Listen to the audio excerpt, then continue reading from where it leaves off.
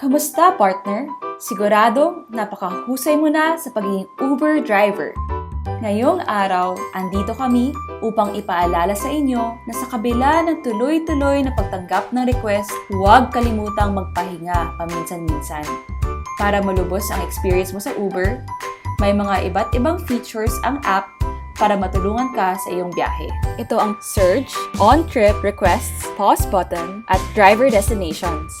Sa mga oras na maraming rider na nagre-request, tulad ng oras ng uwian, tag-ulan, o kapag may special event, maaaring magkulang ang mga available na partner drivers na online sa Uber upang maserbisyohan ang mga riders sa Metro Manila. Kaya, nagkakaroon tayo ng tinatawag na surge. Ang surge pricing ay nangyayari kung saan tumataas ang trip fare upang mahikayat mag-online ang mga driver at kumita ng mas malaki sa bawat trip sa Uber.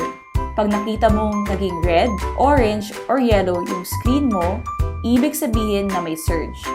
Halimbawa, kapag ang surge pricing ay nasa times 2, ang trip na karaniwang 100 pesos ay magiging 200 pesos. Para mabawasan naman ang iyong downtime, pwede ka na makakuha ng request habang ikaw ay nasa trip. Kapag natanggap na ang pangalawang rider, tapusin na lang ang trip at ibaba ang unang rider. I-complete ito at i-rate ang rider. Mag-drive papunta sa pangalawang rider. At sa parehong paraan, kumpletuhin ito.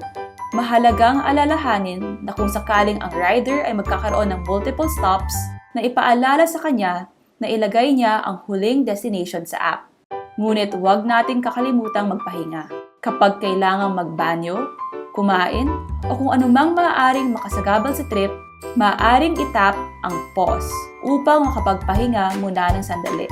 Para gawin ito, kapag nakakuha na ng request at gustong magpahinga, pumunta lamang sa menu at itap ang Stop New Requests.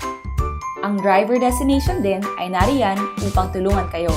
Dito, makakakuha kayo ng mga rider na patungo sa direksyon na inyong in-input sa driver destination. Pwede mong gamitin ang driver destinations 2 beses sa isang araw lamang. Para iset ang driver destinations, pumunta lamang sa menu at iset ang iyong destination.